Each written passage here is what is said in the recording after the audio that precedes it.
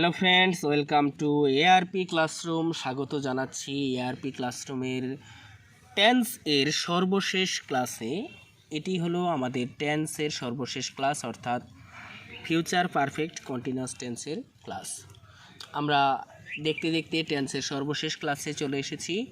আজকে আমাদের টেন্সের সর্বশেষ টপিক নিয়ে আলোচনা হবে। এখানে আমরা আলোচনা করব ফিউচার পারফেক্ট কন্টিনিউয়াস টেন্স সম্পর্কে। টেন্স মোট 12 প্রকার, এর মধ্যে সর্বশেষ যে টেন্স সেটি হলো ফিউচার পারফেক্ট কন্টিনিউয়াস টেন্স। প্রথমে আমরা জানব ফিউচার পারফেক্ট কন্টিনিউয়াস টেন্সের সংজ্ঞা। ভবিষ্যৎকালে কোনো কাজ দীর্ঘ সময় ধরে চলতে থাকবে বা হইতে থাকবে বোঝালে তাকে ফিউচার পারফেক্ট কন্টিনিউয়াস টেন্স বলে।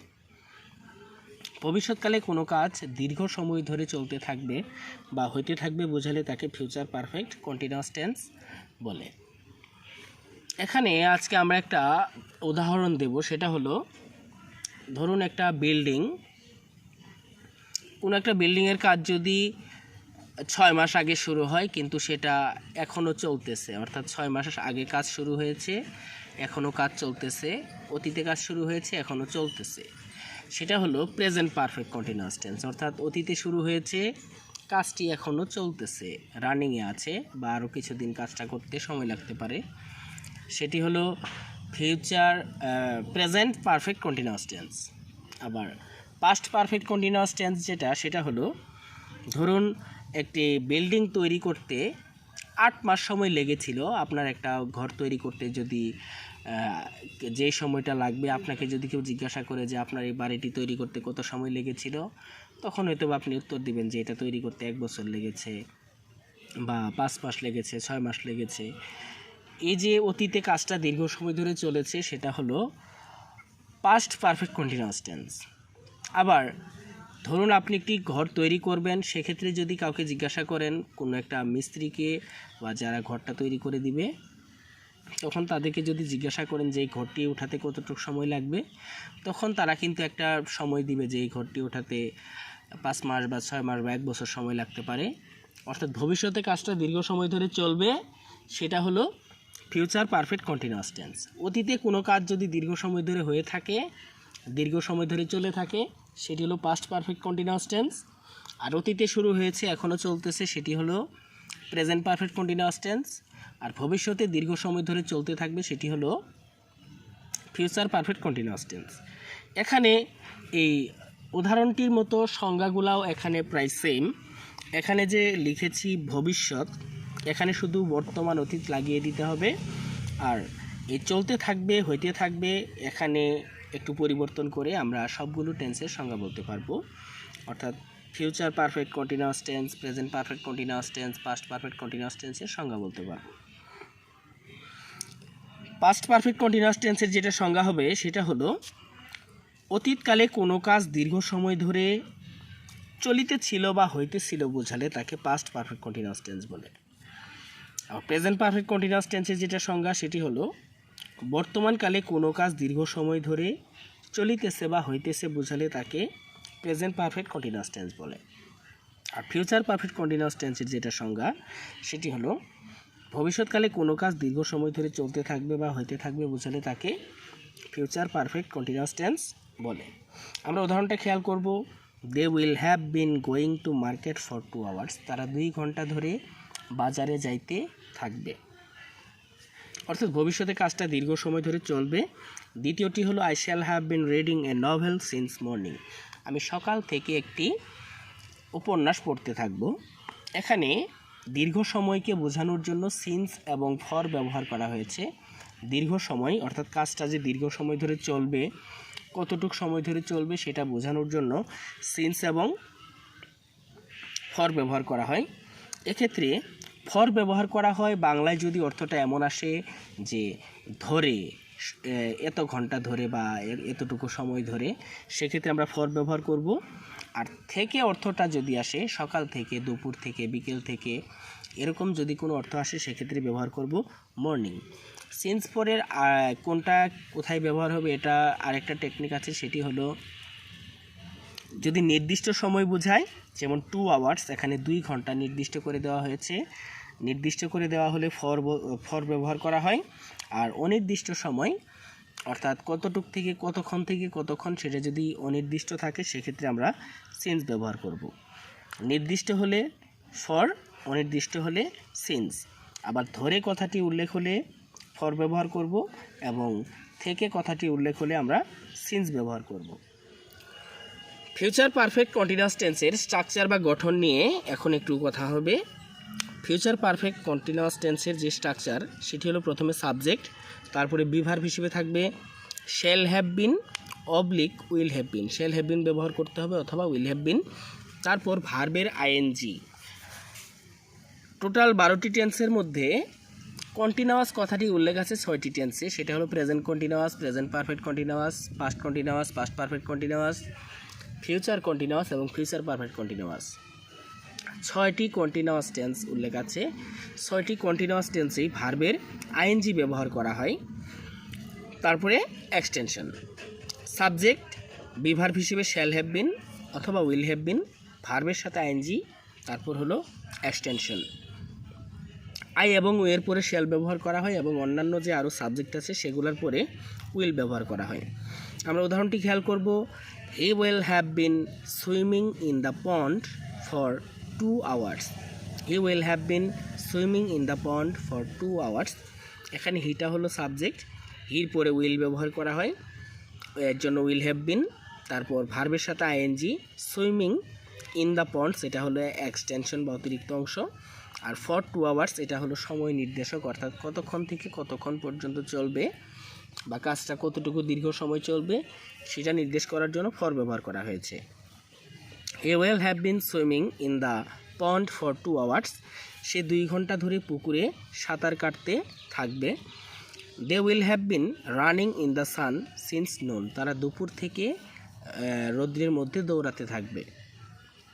এখানে দেটা হলো সাবজেক্ট, দের পরে উইল ব্যবহার করা হয়, উইল হ্যাভ বিন রান, রানের সাথে আইএনজি, রানিং করা হয়েছে। ইন দ্য সান এটা হলো এক্সটেনশন এবং সময় নির্দেশ করার জন্য কতটুকু সময় সের জন্য ব্যবহার করা হয়েছে সিন্স, এবং নুন, নুনটা হলো সময়। দ্বিতীয় যে স্ট্রাকচার সেটি হলো নেগেটিভ স্ট্রাকচার। নেগেটিভ করতে হলে বি ভার্বের পরে নট বসাতে হয়। প্রথম স্ট্রাকচারটিতে দেখেছি যে বি ভার্ব নেওয়া হয়েছে শ্যাল হ্যাভ বিন এবং উইল হ্যাভ বিন, কিন্তু নেগেটিভ করার জন্য কিন্তু shall have been will have been সম্পূর্ণটাকে বি ভার্ব ধরা যাবে না। এখানে শুধু শ্যাল এবং উইল এটুকুকেই বি ভার্ব ধরতে হবে এবং এগুলার পরেই নট বসাতে হবে। স্ট্রাকচারটি হবে এরকম, সাবজেক্ট তারপরে শ্যাল উইলের পরে নট বসাতে হবে, অর্থাৎ বি ভার্ব শুধু শ্যাল উইলকে নিতে হবে। শ্যাল উইল তারপরে হবে নট।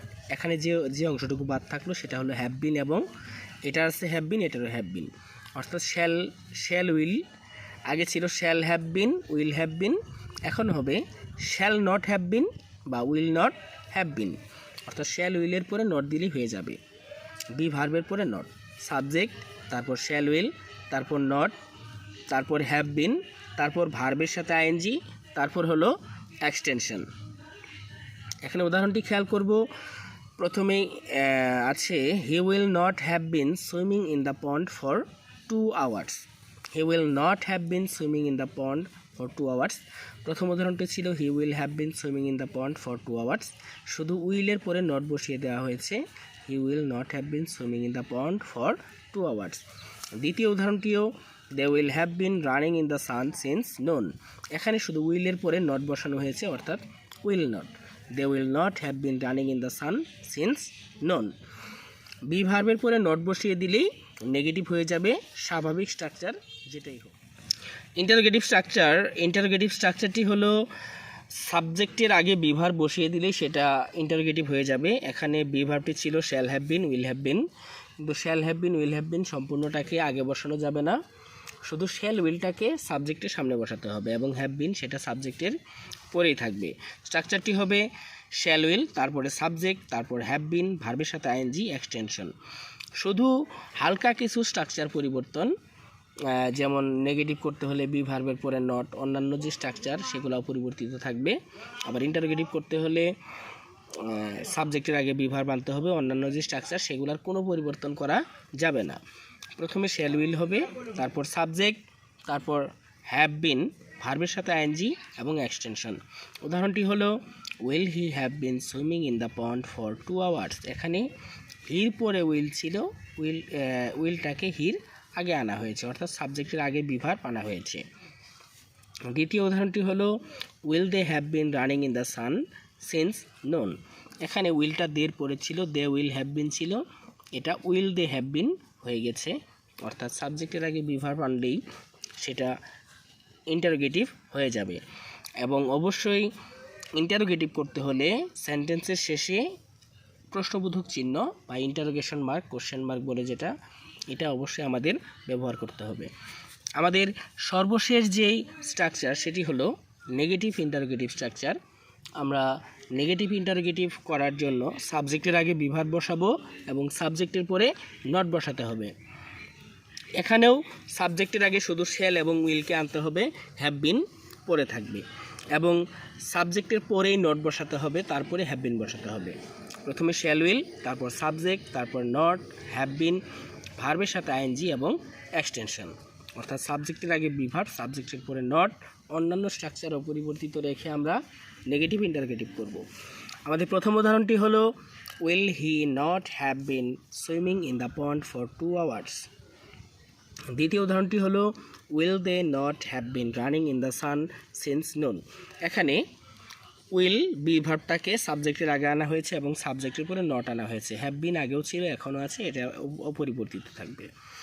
আবার উইল বি ভার্বটা দের পরে ছিল, আগে আনা হয়েছে এবং দে সাবজেক্টের পরে নট বসানো হয়েছে, অর্থাৎ সাবজেক্টের আগে বি ভার্ব এবং সাবজেক্টের পরে নট বসিয়ে দিলেই সেটা নেগেটিভ ইন্টারোগেটিভ হয়ে যাবে।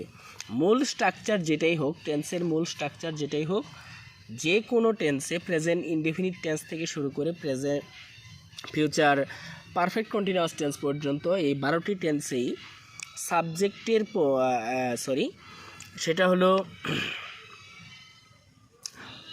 এই বি ভার্বের পরে নট বসিয়ে আমরা নেগেটিভ করব এবং সাবজেক্টের আগে বি ভার্ব নিয়ে এসে সেটাকে ইন্টারোগেটিভ করব এবং সাবজেক্টের আগে বি ভার্ব এবং সাবজেক্টের পরে নট বসিয়ে নেগেটিভ ইন্টারোগেটিভ করব। এই ছিল আমাদের টেন্স নিয়ে সর্বশেষ আলোচনা। আমরা ইতোমধ্যেই টেন্সের 12টি ক্লাস শেষ করে ফেললাম। বন্ধুরা, এই ছিল আজকে আমাদের আলোচনা। আমাদের ক্লাসটি যদি তোমাদের ভালো লেগে থাকে তাহলে অবশ্যই এই ক্লাসটিতে লাইক, কমেন্ট, শেয়ার এবং আমাদের চ্যানেলে আরও নতুন নতুন ভিডিও পেতে, বিভিন্ন চাকরির পরীক্ষার শর্টকাট টেকনিক এবং মজার শিক্ষামূলক ভিডিও পেতে আমাদের চ্যানেলটিতে অবশ্যই সাবস্ক্রাইব করে রাখবে এবং বেল আইকনটি বাজিয়ে রাখবে। ভালো থেকো সবাই, খোদা হাফেজ।